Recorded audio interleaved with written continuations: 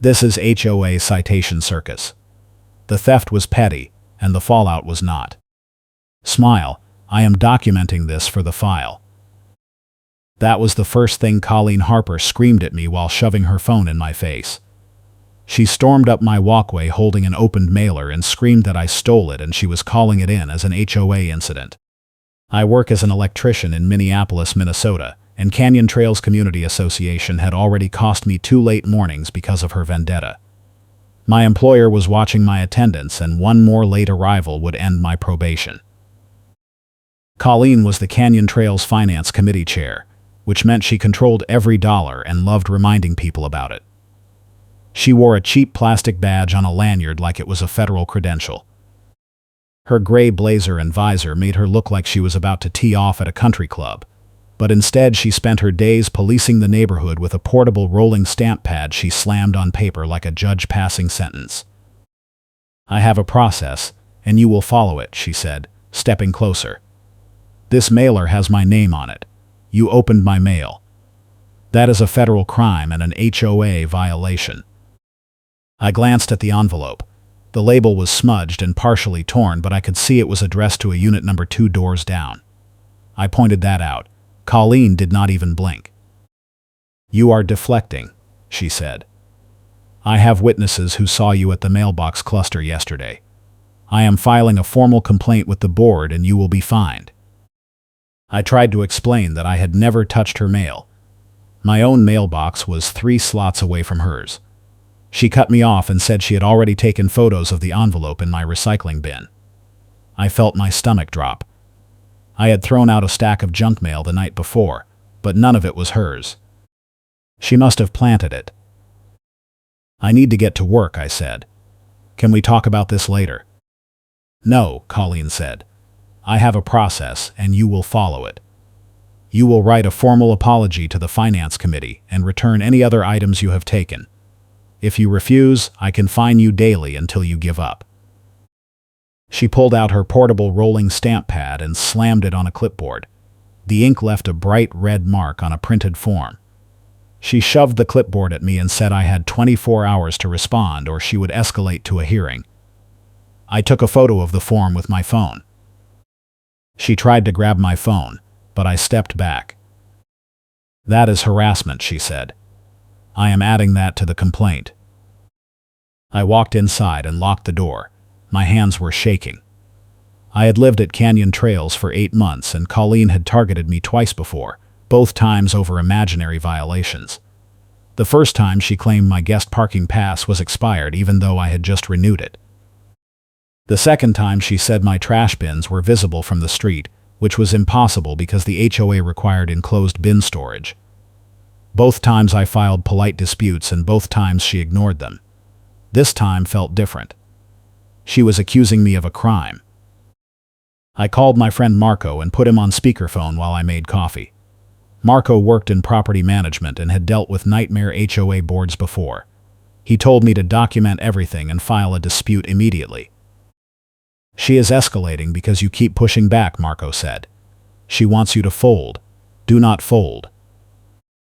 I pulled up the Canyon Trails resident portal and started drafting a dispute. I attached the photo of the torn mailer and noted that the address did not match my unit. I also requested a copy of any photos Colleen claimed to have. I submitted the dispute and checked the time. I was already 15 minutes late for my shift. I grabbed my keyring on a carabiner clipped to my belt and headed out. Colleen was still standing in my driveway. She had set down a bright cone like she owned the space. I asked her to move. She ignored me and pulled out a portable printer from her car. She printed a notice on the spot with the printer balanced on her hood. She slapped the notice on my windshield and walked away. The notice said I was being fined $200 for mail theft and another $100 for non-compliance. It also said my guest parking and visitor access would be revoked pending a hearing. I peeled the notice off and tossed it in my passenger seat. I was already 20 minutes late. When I got to the job site, my supervisor pulled me aside. He said this was the 3rd time in 2 weeks I had been late and he could not keep covering for me. I explained the HOA situation, but he just shook his head. He said if it happened again, I would be let go. I spent the rest of the day running wire and trying not to think about Colleen. That evening, I checked the resident portal. My dispute had been marked as received, but there was no response. I also noticed a new post in the neighborhood chat. Colleen had written a vague safety alert about mail theft and said residents should report any suspicious activity to the finance committee. She did not name me, but 3 neighbors replied asking if it was related to the incident on my street. Colleen replied that she could not discuss open investigations but encouraged everyone to stay vigilant. I felt my face get hot. She was turning the entire neighborhood against me without even saying my name. I replied to the thread and said I had been falsely accused and had already filed a dispute. Within 5 minutes, Colleen replied that my questions were harassment, so she could ignore facts. She said any further posts from me would result in additional fines. Marco called me that night and said I needed to get ahead of this. He suggested I go to the management office in person and request copies of all the evidence Colleen claimed to have. He also said I should check if the HOA had security cameras near the mailbox cluster. The next morning, I drove to the Canyon Trails management office before my shift. The office was in a small building near the guard shack at the front entrance. The property manager, a woman named Linda, was at the front desk. I explained the situation and asked for copies of any photos or documents related to Colleen's complaint. Linda looked uncomfortable. She said Colleen had dropped off a packet the day before but had not left copies for the office. "Can you at least tell me what is in the packet?" I asked. Linda hesitated.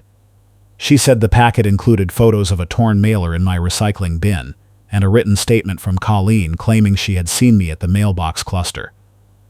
She also said Colleen had included a vendor invoice packet with sections covered and a manila folder with a printed timeline.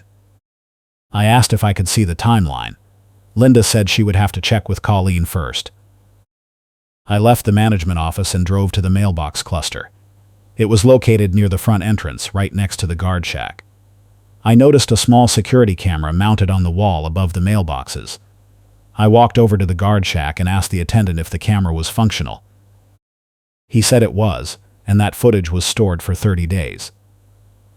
I asked if I could request a copy. He said I would need to submit a formal request through the management office. I went back to Linda and submitted a written request for the security footage from the day Colleen claimed she saw me at the mailbox cluster. Linda said it could take up to a week to process. I did not have a week. My job was on the line and Colleen was already spreading rumors. That afternoon, Colleen showed up at my door again. This time she brought a neighbor with her, a man named Roger who lived 3 units down. Roger looked nervous. Colleen stood next to him with her arms crossed and her portable rolling stamp pad in hand. "Roger has something to say," Colleen announced. Roger cleared his throat. He said he had seen me near the mailbox cluster the same day Colleen's mailer went missing. He said he could not be sure if I had taken anything, but he thought it was worth mentioning. I stared at Roger. I had never spoken to him before. I asked him what time he saw me. He glanced at Colleen. "Around 4 in the afternoon," Roger said. I pulled out my phone and showed him my work schedule.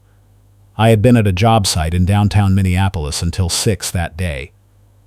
Roger's face went pale. Colleen jumped in and said the timeline was still under review. She pressured Roger to sign a complaint in front of me. Roger hesitated, but eventually signed the clipboard Colleen shoved at him. She stamped the form with her rolling stamp pad and walked away with Roger trailing behind her. I called Marco again. He said Colleen was building a paper trail to justify the fines and make it harder for me to fight back. He suggested I start gathering my own evidence and document every interaction. He also said I should check if anyone else in the neighborhood had been accused of similar things.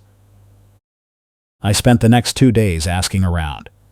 I found out that Colleen had accused 3 other residents of violations in the past 6 months. One woman said Colleen had claimed she stole a bag of new pool wristbands from the clubhouse storage closet. Another man said Colleen had accused him of taking petty cash from the finance committee lockbox. Both residents had paid the fines rather than fight back because they did not want the hassle. I also found out that several residents had complained about missing packages. One neighbor said she had ordered a set of kitchen knives and they never arrived.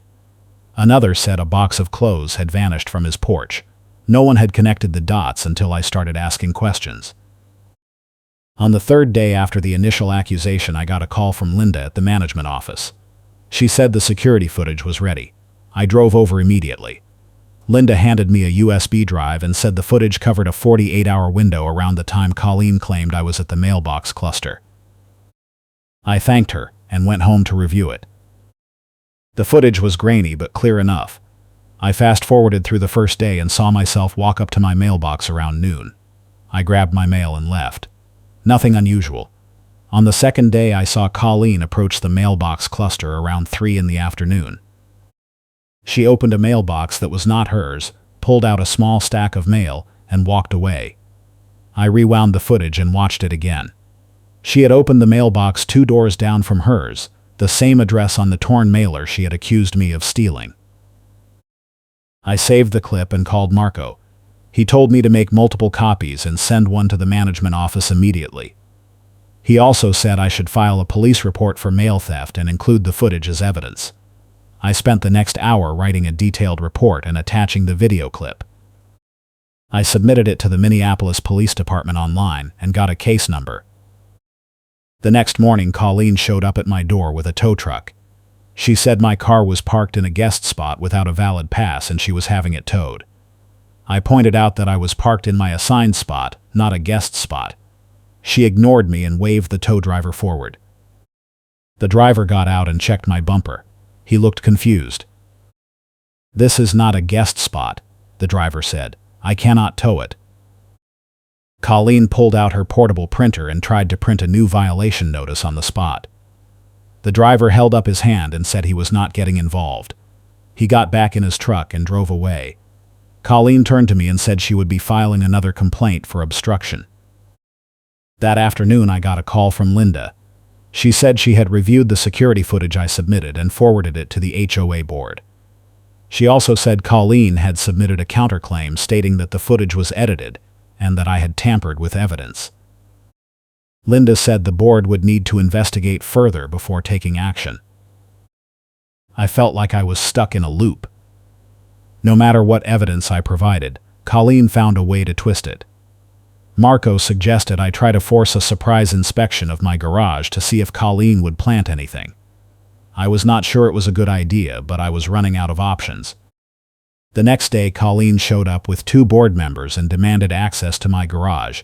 She said the board had received reports of stolen HOA property being stored on my premises. I let them in and watched as they walked through my garage. Colleen went straight to a corner shelf and pulled out a plastic bag. She held it up triumphantly. "These are the missing pool wristbands," she said. "You stole them from the clubhouse storage closet." I looked at the bag. It was sealed and had a shipping label on it. I pulled out my phone and showed them the Amazon order confirmation. I had ordered the wristbands for a family reunion the month before. The board members looked at each other. Colleen tried to grab my phone, but I stepped back. "The label matches my order," I said. "You can check the tracking number." One of the board members asked to see the order confirmation. I pulled it up and showed him. He compared the tracking number to the shipping label on the bag. They matched. Colleen's face went red. She said the investigation was not over and stormed out. If you are enjoying this story, hit the like button and subscribe for more HOA nightmares and satisfying revenge wins. That night, I got a message from a mail carrier named Denise. She had seen my post in the neighborhood chat and wanted to talk. I called her immediately. Denise said she had been delivering mail to Canyon Trails for 5 years and had noticed Colleen hanging around the mailbox cluster more often in recent months. She also said she had never handed Colleen anything from my mailbox or anyone else's. Denise offered to write a statement confirming that Colleen had no legitimate reason to access other residents' mail. I asked Denise if she would be willing to talk to the police. She said yes. I forwarded her contact information to the detective assigned to my case. The detective called me the next day and said he would be interviewing Denise and reviewing the security footage. He also said he would be contacting the HOA board to request Colleen's financial records. 2 days later, I got a call from Linda. She said the board had scheduled an emergency meeting to discuss Colleen's conduct. She also said the board had received multiple complaints from other residents about missing packages and stolen property. Linda asked if I would be willing to attend the meeting and present my evidence. I said yes. The meeting was held in the clubhouse conference room.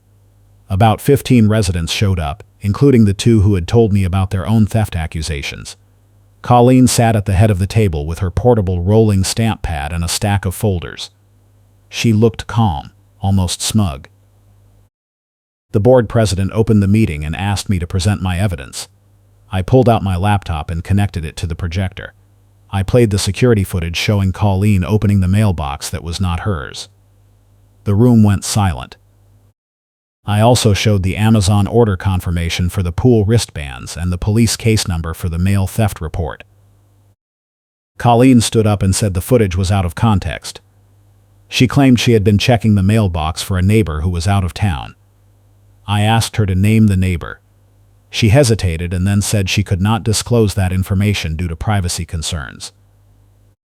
One of the board members asked Colleen if she had any documentation proving she had permission to access the mailbox. She did not. I then pulled out the vendor invoice packet with sections covered that Linda had mentioned. I had requested a copy from the management office and noticed that several line items had been redacted with black marker. I held up the packet and asked Colleen why the invoices were partially covered. She said it was to protect vendor pricing information. I asked why the dates were also covered. She did not answer. One of the other residents stood up and said she had noticed discrepancies in the HOA financial reports. She said Colleen had been submitting expense reports with missing receipts and vague descriptions. The board president asked Colleen to explain. Colleen said she had a process and everyone would follow it. The room erupted in murmurs. The board president called for a recess. During the break, several residents came up to me and thanked me for speaking up. One man said he had suspected Colleen of stealing for months, but had been too afraid to say anything. Another woman said she had seen Colleen taking items from the clubhouse storage closet late at night. When the meeting resumed, the board president announced that Colleen's access to HOA finances would be suspended pending a full audit. He also said the board would be hiring an independent accountant to review all transactions from the past 12 months. Colleen stood up and said she would not tolerate this harassment. She threatened to sue the board for defamation. The board president calmly told her to sit down. At that moment, the detective I had spoken to earlier walked into the room. He introduced himself and said he was there to serve Colleen with a warrant to search her home and vehicle. Colleen's face went white. She tried to leave, but the detective blocked the door. He asked her to come with him to answer some questions. Colleen started yelling that she had witnesses and the detective was violating her rights. The detective turned to the room and asked if anyone had witnessed Colleen taking mail or packages that did not belong to her. 3 residents raised their hands.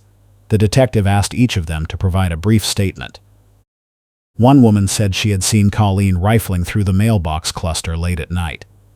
Another man said he had seen Colleen carrying a box from his porch into her car. A third resident said she had seen Colleen taking supplies from the clubhouse storage closet and loading them into her trunk. Colleen claimed she had witnesses, and the witness says actually no. The detective asked Colleen to identify her witnesses. She pointed at Roger, the neighbor she had pressured to sign the complaint against me. Roger stood up and said he had been coerced into signing the form and that he had not actually seen me take anything.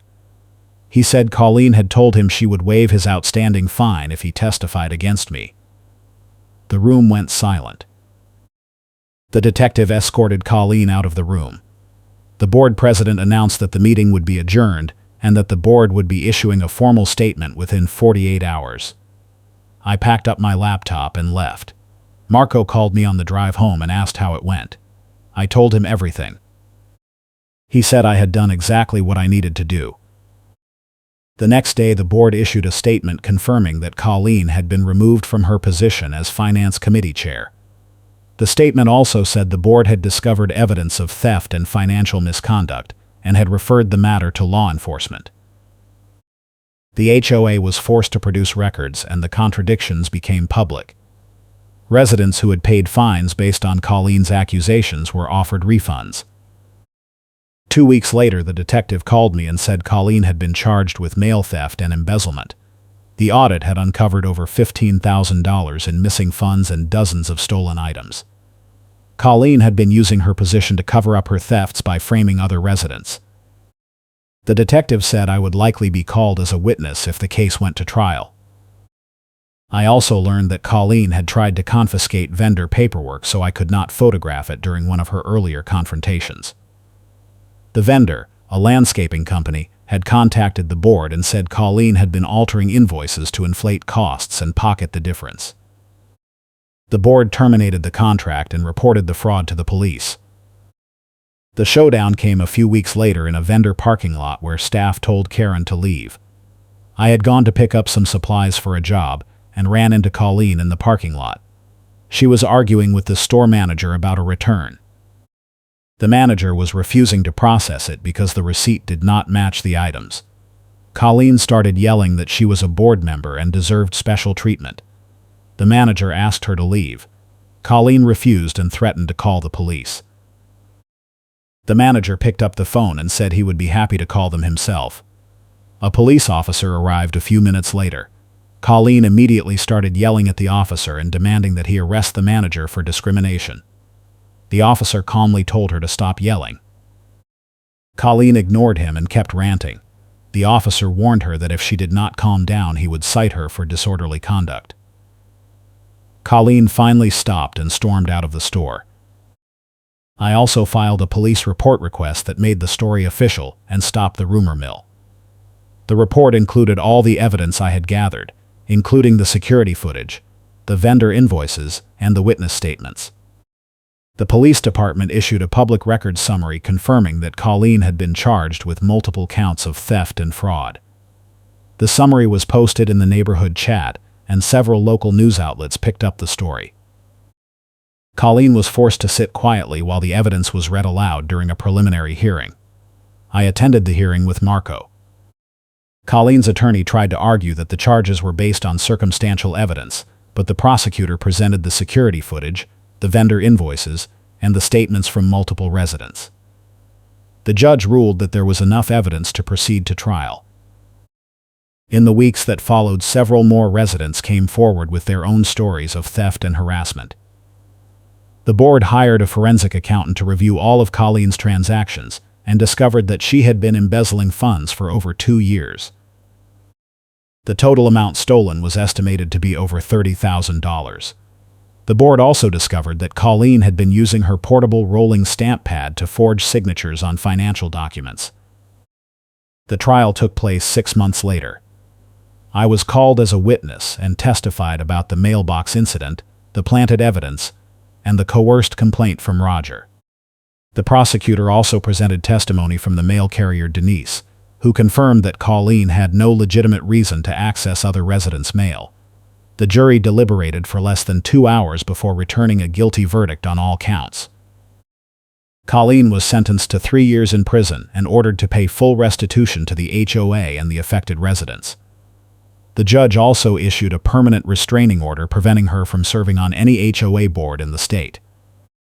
The Canyon Trails Board issued a formal apology to all residents who had been falsely accused and offered refunds for any fines paid based on Colleen's accusations. I got my refund check a few weeks later, along with a letter from the board thanking me for my courage in coming forward. The letter also announced that the board would be implementing new financial oversight policies to prevent future misconduct. Marco told me I should frame the letter and hang it in my garage. The neighborhood chat slowly returned to normal. Residents started posting about community events and asking for recommendations again instead of arguing about violations and fines. The new Finance Committee chair was transparent and responsive, and the quarterly financial reports were detailed and easy to understand. Canyon Trails felt like a real community again, instead of a surveillance state. I still see Roger sometimes when I am checking my mail. He apologized for signing the complaint and said he had been terrified of Colleen. I told him I understood and did not hold it against him. He said he was relieved that Colleen was gone and that the neighborhood felt safer. My job situation also improved. My supervisor told me he had heard about the HOA drama and said he was impressed with how I had handled it. He said he wished more people would stand up to bullies instead of just rolling over. He also said my probation period was officially over and that I had earned a permanent spot on the team. Looking back, the whole ordeal taught me that documentation and persistence are the only ways to fight back against abusive HOA leaders. Colleen had built her power on intimidation and the assumption that residents would not push back. Once I started gathering evidence and refusing to back down, her entire scheme fell apart.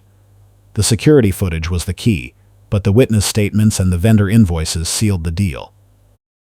I also learned that most people are good and want to do the right thing, but they need someone to go first. Once I started asking questions and sharing my evidence, other residents felt safe coming forward with their own stories. Colleen had isolated and terrorized individual residents for years, but once we started talking to each other, her power evaporated. The Canyon Trails Board is still working through the financial mess Colleen left behind. The forensic accountant discovered dozens of fake invoices and altered receipts. The board had to take out a loan to cover the missing funds while they worked on recovering the money from Colleen's assets. It will take years to fully recover, but at least the theft has stopped, and the board is committed to transparency. I still drive past the mailbox cluster every day on my way to work. The security camera is still there, and I always give it a little salute. That camera saved me from a false accusation and helped bring down a serial thief. It also serves as a reminder that sometimes the best defense is a good offense and a clear paper trail. Take care, and thanks for watching.